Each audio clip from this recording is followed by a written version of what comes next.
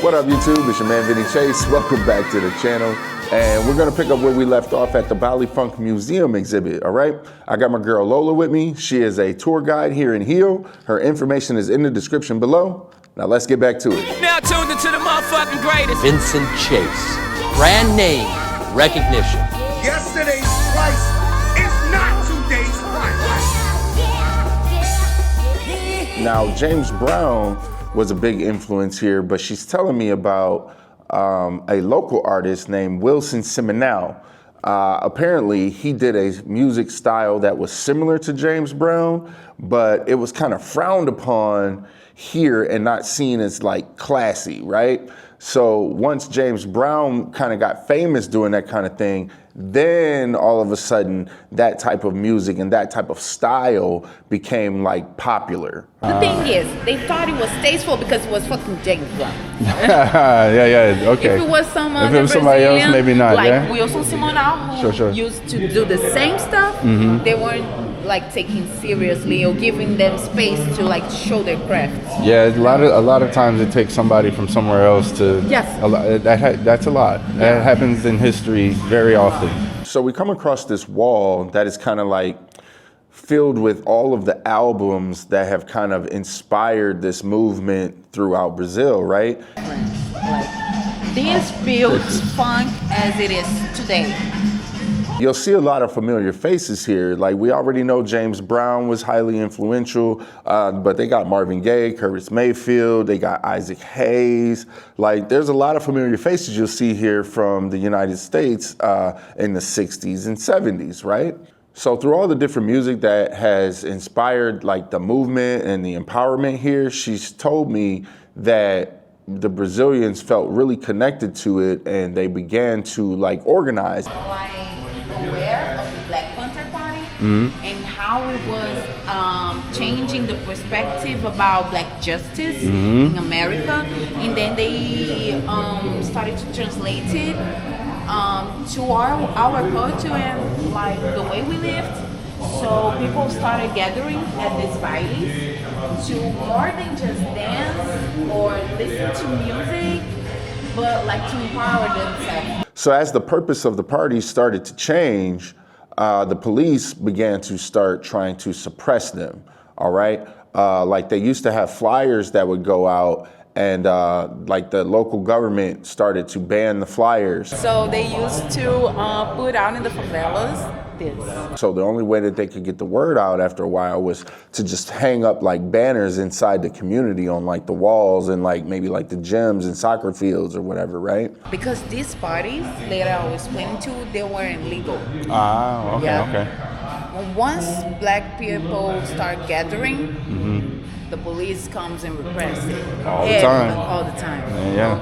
She's also telling me that the police tried to implement like a curfew to kind of keep people in their houses away from partying at night or whatever. We have here these sheets. These are like publications that the police did at the time. Like basically here they say that it's a crime to do these parties, and they are allowed to go and repress the people that are enjoying these parties, you know, because it was at the time we had this law that was the vadiagem law. It's something like you can't be outside your house until before 11. So everyone that is in the streets that is not working or doing something important after 11, they would get arrested. Which I thought was kind of interesting because like if you go to the Baile Funk parties now, they don't start until like midnight, you know what I mean? So the Black Panthers kind of inspired a movement here called Black Rio, like Black Rio, right? And these guys were kind of, you know, the organizers of the bailes, and like they tried to work with the local governments, you know, to get like food and like, you know, supplies and like kind of take care of their communities, you know? Like the Black Rio movement started in the 40s, but in the 70s, like he gained more weight, you know? So they started to try to brand the members of the movement as criminals, and they tried to brand the movement itself as an insurrection, right? So that they could crush it because, you know, governments around the world never really want black people to empower other black people. And trying to get in terms with the government and etc. For the parties not to be repressed and the people not to be arrested and everything because the organizing were starting to be like chased. Now, I had been hearing all week long about the history of prejudice here in Brazil, right? But in no way was I ready to really hear all of these stories be so similar to what we were experiencing back in the United States, right? I told him, like, when I went to Colombia was really like the first time I'd been to a country where it was like everybody was black. And then when I came here, everybody was black. I'm like, dog, like, it's totally different from, like, you know what I mean? Like, it's just totally different. Because everybody here in Brazil is a shade of black or brown themselves, right? So it's not the same type of racism. It's more of a colorism thing. And the darker you are, the less attractive or the less civilized they try to portray you as, right? Yes. Like black wasn't beautiful, you know? And that's one of the important things that the American funk, like the Miami basin, like blues and soul and etc. This brought this kind of empowerment to us through music and through fashion too. Like you can see it. Yeah.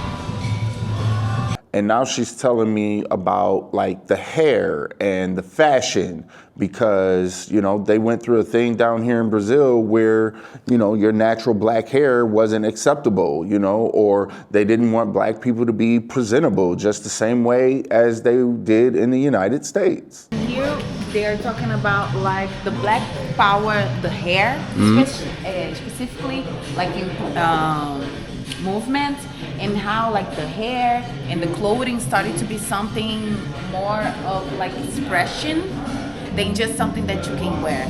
Because as I told you before, people weren't like very, this is black people fashion. Sure. This is how a black person can present themselves in a better way. And white people didn't want us to like be presentable and have our own fashion, something that was ours. And this movement brought it to us too. But we're kind of going to leave that right here, right now, and we'll finish up in the next video. So I'll see you guys on over there. Peace.